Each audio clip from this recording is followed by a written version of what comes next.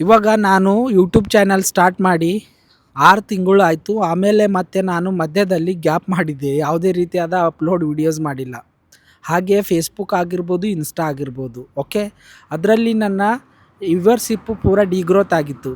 ಇವಾಗ ನಾನು ಕನ್ಸಿಸ್ಟೆನ್ಸಿಯಾಗಿ 10 ದಿನದ ಮೇಲೆ ಆಯಿತು. 10 ದಿನದ ಮೇಲೆ ಆಯಿತು ಕಂಟಿನ್ಯೂ ಆಗಿ ವಿಡಿಯೋಸ್ಗಳನ್ನು ಅಪ್ಲೋಡ್ ಮಾಡ್ತಾಯಿದ್ದೀನಿ. ಓಕೆ, ಅದರಲ್ಲಿ ನನ್ನ ವ್ಯೂವರ್ಶಿಪ್ ಇವಾಗ 10ರ ಮಟ್ಟಿಗೆ, ಅಂದರೆ 10 ದುಪ್ಪಟ್ಟು ವ್ಯೂವರ್ಶಿಪ್ ಜಾಸ್ತಿ ಆಗಿದ್ದಾರೆ. ಅಂದರೆ ನಮಗೆ ಫಾಲೋವರ್ಸು, ಸಬ್ಸ್ಕ್ರೈಬರ್ ಅಷ್ಟು ಜನ ಏನಿಲ್ಲ, ಆದರೆ ನಮ್ಮನ್ನು ನೋಡುವವರ ಸಂಖ್ಯೆ ಜಾಸ್ತಿ ಆಗಿದೆ. ಅದಕ್ಕೆ ಕಾರಣ ಏನಂತಂತಂದರೆ ನಮ್ಮ ಕನ್ಸಿಸ್ಟೆನ್ಸಿ. ನಾವು ಅದಕ್ಕೆ ಹೊಂದ್ಕೊಳ್ಬೇಕು, ಟಾರ್ಗೆಟ್ ಇಕ್ಕಬೇಕು. ಇವತ್ತು ನಾನು ವಿಡಿಯೋ ಅಪ್ಲೋಡ್ ಮಾಡಬೇಕಂದ್ರೆ ಮಾಡಲೇಬೇಕು. ಅದು ಏನಾಗುತ್ತೆ ಏನಿಲ್ಲೋ ಗೊತ್ತಿಲ್ಲ ನನಗೆ, ಬಟ್ ವಿಡಿಯೋ ಅಪ್ಲೋಡ್ ಮಾಡಲೇಬೇಕು. ಹಠಾವಾಗಿ ನಾವು ಒಂದು ಚಾಲೆಂಜ್ ಸ್ವೀಕಾರ ಮಾಡ್ಕೊಳ್ಬೇಕಾಗುತ್ತೆ. ಸುಮ್ಮನೆ ಅಲ್ಲ, ಒಂದು ದಿನ ಮಾಡಿದೆ, ಇನ್ನೊಂದು ದಿನ ಬಿಟ್ಟೆ, ಮತ್ತೆ 2 ವರ್ಷ, ಮತ್ತೆ ಒಂದು ವಾರ ಆಯಿತು, ತಿಂಗಳಾಯಿತು. ಅದರಿಂದ ನಮ್ಮ ಕನ್ಸಿಸ್ಟೆನ್ಸಿಗೆ ಯಾವುದೇ ರೀತಿ ಉಪಯೋಗವಿಲ್ಲ. ಸತತ ಪ್ರಯತ್ನ ಮಾಡಿ.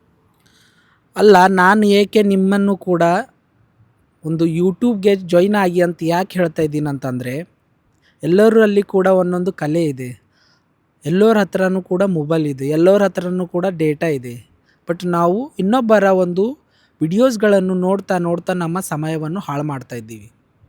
ನಮ್ಮಲ್ಲಿರ್ತಕ್ಕಂಥ ಒಂದು ಟ್ಯಾಲೆಂಟ್ ಶೋ ಮಾಡಬೇಕಾಗಿದೆ ಅಂತಂದರೆ ಯೂಟ್ಯೂಬ್ ಅನ್ನೋದೊಂದು ಪ್ಲಾಟ್ಫಾರ್ಮ್ ಇದೆ. ನಿಮ್ಮ ಕೆಲಸ ಏನಿಲ್ಲ, ನೀವು ದಿನಚರಿಗಳನ್ನು ಅಪ್ಲೋಡ್ ಮಾಡಿ. ಇಲ್ಲ ನಿಮ್ಮಲ್ಲಿ ಟ್ಯಾಲೆಂಟ್ ಇದೆ ಅಂತಂದರೆ ಒಳ್ಳೆ ಕಂಟೆಂಟ್ ಕೊಡಿ. ಯಾವುದೋ ಒಂದು ಸ್ಟೋರಿ ರೈಟರ್ ಇದ್ದರೆ ಸ್ಟೋರಿ ಶೇರ್ ಮಾಡಿ. ಏನೋ ಒಂದು ವರ್ಕ್ ಸ್ಟೈಲ್ ಇದೆ ನಿಮ್ಮದು, ಅದ್ರ ಬಗ್ಗೆ ವಿಡಿಯೋ ಶೂಟ್ ಮಾಡಿ.